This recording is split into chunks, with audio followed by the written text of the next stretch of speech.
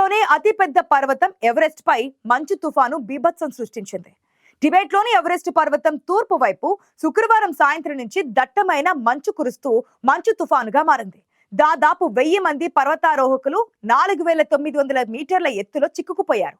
సముద్ర మట్టం నుంచి 8849 మీటర్ల ఎత్తు ఉన్న ఈ పర్వతంపై వారంతా ఉండిపోవడంతో వారిని కాపాడేందుకు రక్షణ చర్యలు చేపట్టారు.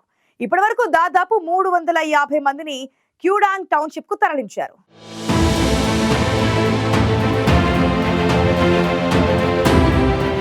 ప్రపంచంలోని అత్యంత ఎత్తైన ఎవరెస్ట్ పర్వతంపై పర్వతారోహకులు చిక్కుకున్నారు. అక్టోబర్ 3 సాయంత్రం నుంచి టిబెట్లోని ఎవరెస్ట్ తూర్పు వైపు కాంగ్షుంగ్ ఫేస్ వైపు మంచు కురుస్తోంది. అయితే ఆదివారం నాటికి అది తీవ్ర మంచు తుపానుగా మారింది. కర్మా వ్యాలీలో 4200 మీటర్ల ఎత్తులో ఈ తుపాను బీభత్సం సృష్టించింది.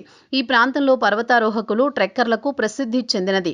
అక్టోబర్ 1 నుంచి 8 వరకు చైనా నేషనల్ డే హాలిడే కావడంతో ఈ సమయంలో వందలాది మంది టూరిస్టులు, క్లైంబర్లు ఇక్కడికి చేరుకున్నారు. తుపాను వల్ల మంచు చర్యలు పడి మార్గాలు మూసుకుపోయాయి, టెంట్లు కూలిపోయాయి, కొందరు హైపోథర్మియా బారిన పడ్డారు.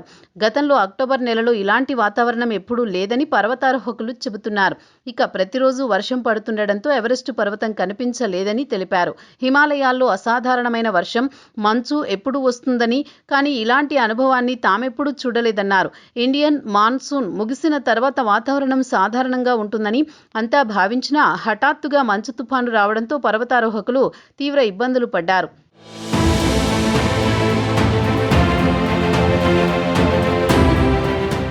దాదాపు 1000 మంది పర్వతారోహకులు, ట్రెక్కర్లు, సపోర్ట్ స్టాఫ్ క్యాంపు సైట్ల దగ్గర చిక్కుకుపోయారు. ఈ ప్రాంతం ఎవరెస్ట్ బేస్ క్యాంప్ కంటే కొంచెం తక్కువ ఎత్తులో ఉంది. 1000 మంది పైగా బేస్ క్యాంప్ కింది ప్రాంతాల్లో ఉన్నారని, చైనా నేషనల్ డే హాలిడే కారణంగా టూరిస్టులు ఎక్కువయ్యారని అధికారులు చెబుతున్నారు. ఎవరెస్ట్ నార్త్ ఫేస్ సులభంగా రోడ్డుతో చేరుకునే ప్రాంతం కాబట్టి టూరిస్టులు ఎక్కువగా వస్తారు. అంతేకాక అక్టోబర్ ఎవరెస్ట్ ఎక్కేందుకు పీక్ సీజన్. చిక్కుకున్న ట్రెక్కర్లలో చైనాకు చెందిన వారితో పాటు ఇతర దేశాలకు చెందిన వారు ఉన్నారు. ఇక వారితో పాటే పలువురు క్లైంబర్లు, సపోర్ట్ స్టాఫ్ కూడా చిక్కుకుపోయారు. టెంట్లు కూలిపోవడంతో పాటు కొండచర్యల కారణంగా రోడ్లు మూసుకుపోవడంతో వారంతా తిరిగి వచ్చే అవకాశం లేకపోవడంతో అక్కడే చలికి వణుకుతూ ఉండిపోవాల్సిన పరిస్థితి ఏర్పడింది. రెస్క్యూ టీమ్స్ సమాచారం అందుకున్న వెంటనే సహాయక చర్యలు చేపట్టారు. ఈ ఘటన ఎవరెస్టుపై ప్రమాదాన్ని మరోసారి గుర్తు చేసింది. 1953లో టెన్జింగ్ నార్గే, ఎడ్మండ్ హిల్లరీ సమ్మిట్లో వందలాది మంది ప్రాణాలు కోల్పోయారు.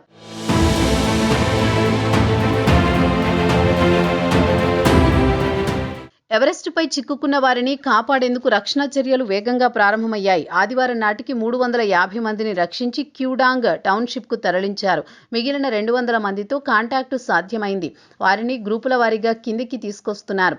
వందలాది స్థానిక గ్రామస్తులు, రెస్క్యూ టీంలు మంచు చర్యలు తొలగిస్తున్నారు.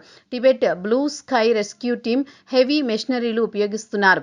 మరోవైపు రోడ్లు మూసుకుపోవడంతో చిక్కుకున్న వారిని కాపాడేందుకు హెలికాప్టర్లు సిద్ధంగా ఉంచారు. చెన్గుకి చెందిన దాదాపు 18 మంది ట్రెక్కర్లు గ్రామాల్లో చేరుకున్నారు.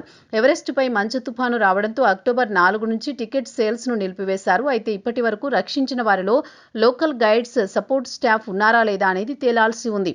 సాధారణంగా అక్టోబర్ ఎవరెస్ట్ ఎక్కేందుకు మంచి సీజన్, కానీ ఈసారి మాత్రం పూర్తి భిన్న పరిస్థితులు నెలకొన్నాయి.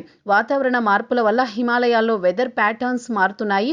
1953 నుంచి ఎవరెస్ట్ వందలాది మంది ప్రాణాలు తీసింది. అయితే తాజా ప్రమాదంలో మాత్రం ఇప్పటివరకు మరణాలు రిపోర్ట్ కాలేదు. కానీ చాలా మంది హైపోథర్మియా బారిన పడడంతో మరణాలు సంభవించే ప్రమాదం ఉంది.